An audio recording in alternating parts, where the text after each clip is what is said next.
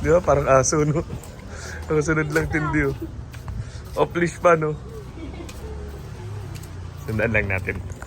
Yan yung mga kamaylo. Meron ditong parang aso na pusa. Kakaiba yung ugali nitong pusa na to, guys. Sumusunod lang lagi sa owner. Lagi siya nakasunod. Kahit saan ka pumunta. Tingnan, sige. Tingnan natin. Tingnan natin, guys, ha. Pauwi na kayo, no? Tingnan natin. Lupit, no? Parang aso, no? Si Pulot. Sunod lang siya palagi. Ay, iba, guys, no? Yung bahay nila malayo pa.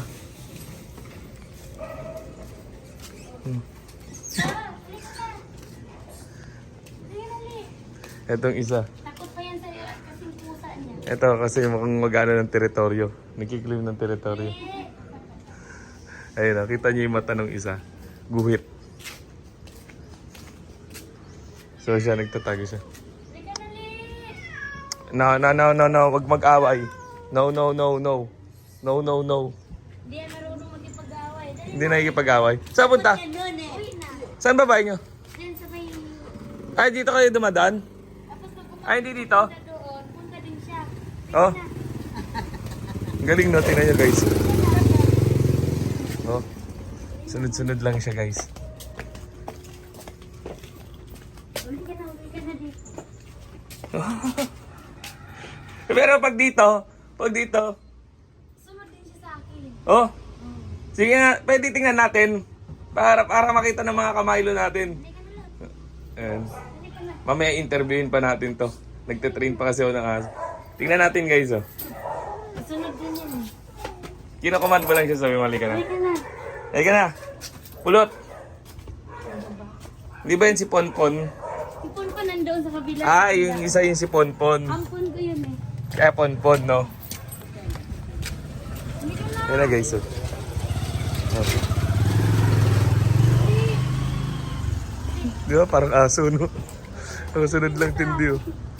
Off-leash pa, no? Sundan lang natin. Kadalasan mga kamaylo, yung mga aso natin yung ganyang ugali.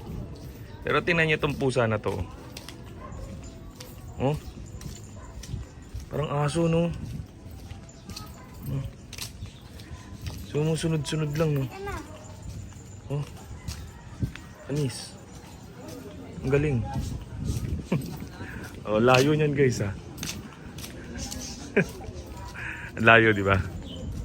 Oh. Ito yung sa amin, no? Kasunod lang tong Hindi Pusa siya na to. sasama sa akin. Oh, diba? galing, no? Pagbukas yung pintuan, diretso pasok yan. Mabait siya. Yan. Malambigan. Uwi ko na kaya to. Pag sabihin namin, Hindi, ano to? One master to. Sabi ko, huwag kang kumain din ha. Upo ka lang, upo lang din siya. Upo lang siya. Kumain sa amin. One, tinan nyo, oh, guys, oh, diba? Oo. One master lang siya. Hindi ka na, uwi na tayo. Saan na punta? Doon, uwi sa bahay ka. Ay, di ba dito ba nyo? Pag pumunta lang kami yan, mamasyal. Ah. So, hello guys. Andito na tayo at interview muna tayo kay Pulot. Ayun, ito si Madam Rhea, ang aking kapitbahay na napakabait at magaling mag-manicure. Yung mga kasama ko dito sa Milo and Friends, nagkukwento sila sa akin, "Boss, tingnan mo yung yung pusa ni Rhea, oh. Sumusunod lang sa kanya." Saka kayo makakita ng pusa na parang aso na sumusunod sa tao. Anong kwento nitong pusa mong to? Maliit pa yan. Oo. Naglalakad dyan sa kalsada.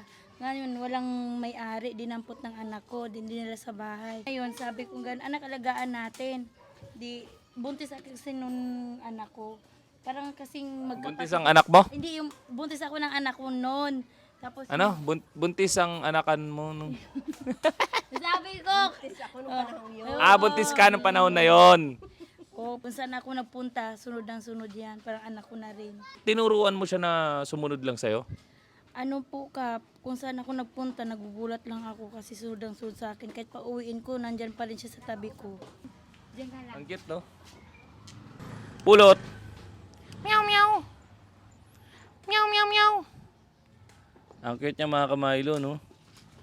Oh? Tsaka guys, ano yan, complete vaccine siya. Pagka may tali ka, yung katulad nung kaninang ginawa ko, pag may tali ka, nakadikit lang siya sa'yo. Siya kasi napansin ko, sumusunod siya sa'yo, kaya lang wala siyang tali. Minsan, pag may pusa na yayabangan siya, nakita niyo naman mga kamaylo. Siya, nagtatagi siya. No. Wag yayabangan siya kanina ng ibang pusa. O naiilang siya, di pwede siya masagasa, no? Kaya pwede maiwan. Di ba? So, ayun. Hindi po yan nakipag-away ka. Bait nga, no? Alam mo, maganda dito, ipakapon mo siya. Mura lang ang kapon, gusto mo sagutin ko na yung kapon eh. Laki to, di ba? Kaya lang kasi pag naglibog to, pag tumaas yung drive nito, mawawala yan. Alis yan. Ano po kasi yan, Kap? Mataba. Kaso lang yung naglalandi na siya. Ayun na nga. Pumapayat. Na... Hinahanap ko pa yan kung saan. Sige, basta payag ka, sasagutin ko yung kapon. Patunay dito guys, na siya na rin mismo nagkukwento. Kapag kanyari nakaamoy ng babaeng pusa to na in-hit, lalayo na siya, no? Ilang araw na wala? Ano po isang araw. Pagbalik ko, ayan, kung saan galing, duming-dumi, tapos pinaliguan ko. Ayun na nga, nakipag-away yan. Nanligaw, binasted pa. Eh, kaya yun ang problema. Alam niyo mga kamaylo, iba ang approach sa pusa. Iba yan. Yung mga aso, di ba, yung iba gusto nila, binibelly rub sila. Eto, tingnan nyo to. Pag ang pusa, binelly rub mo, kakagating ka.